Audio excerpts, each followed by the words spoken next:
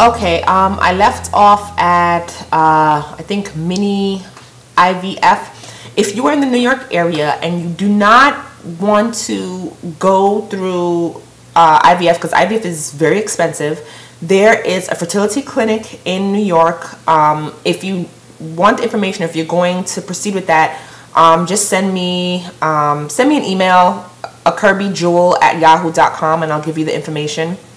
They do mini IVFs, and it is much less expensive.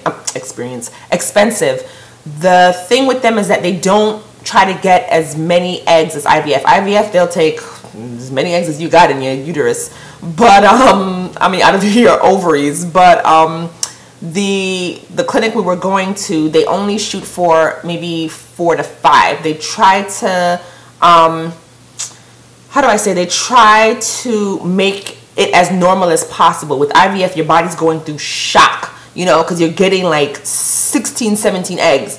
This is 3, 4. It's not that bad actually.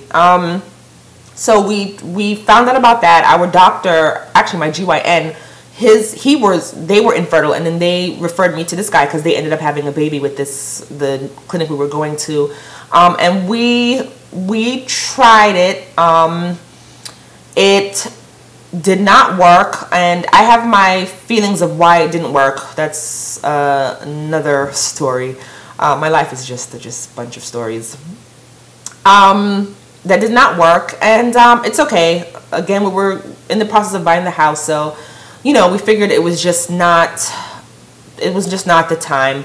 So we're gonna start again. Now, there was something I wanted to tell you guys, and now I don't remember. And I just want you to, when you guys go see the reproductive endocrinologist, your fertility specialist, don't make them push you into IVF right away, because that's what happened to us at the first clinic we went to. And I'm like, no, let's try a more simple plan first, and then if it doesn't work, we'll move on to IVF. You know, I mean, some of these places are just very money hungry. I'm praying every day, and I'm praying that we won't have to go through IVF, but I am just like, you know, my phone is always ringing when I'm talking to you guys. I'm like, you know, if it's meant for me to have IVF and have babies doing IVF, that's fine with me.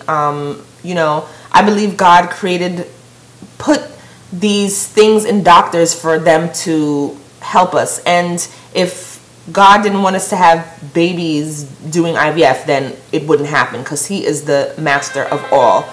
I also want to just tell you guys that I had no one to really help me, because I didn't know anybody else with PCOS at the time that I was going through this.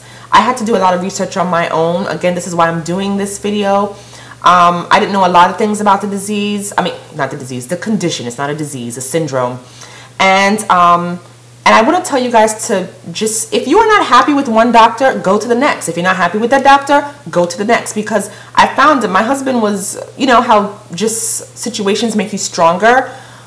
I had to do my own research. I had to tell the doctors what they needed to do, and that shouldn't have been the case. They should have been telling me, look, you have PCOS, this is the protocol, this is what you need to do, these are the workups. I still don't even know if I'm insulin resistant yet, because no one has checked that. I had to tell the doctors to put me on metformin, which is, I don't know if I referred to this in the last video. Metformin is a form of glucophage. They give it to, diabetics use that drug. And it helps, actually. It helps with the insulin resistance, and it helps you, it takes about 2 to 3 months, they said. It helps you having a period again, and it helps you to ovulate. I was on it for a while, but I started breaking out in hives, really bad hives, and I had to come off of it and take allergy medication because they were scared that my throat was going to close. So when we go to see the new specialist, we may revisit that again and see. And actually, metformin, if you are overweight with PCOS, metformin helps you to lose weight. So, you know, if you're not happy with one doctor, just, you know, go to the next and do your research. You shouldn't have to tell the doctors what they need to do for you. They should be telling you that. I remember I had to go into one doctor's office and I had a list of all these things. My husband was like, okay, let me just sit in the back because this is going to get real iffy, because I was just unhappy with the treatment. You know what I'm saying? You're a doctor. Hello? Anyway, so I hope this helped someone.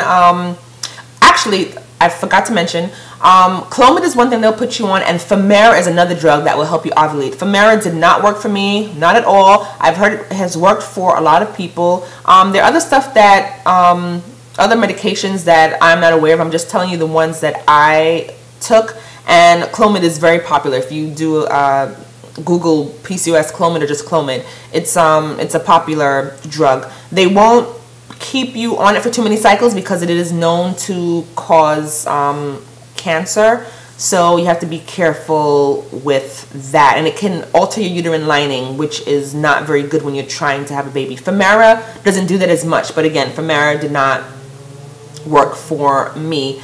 Let's see how much time I have. I don't know if I should get into the whole no, I won't get into the whole mini IVF process. If you would like to know more about that, if you're trying to conceive, then again, just send me an email and we can talk about that.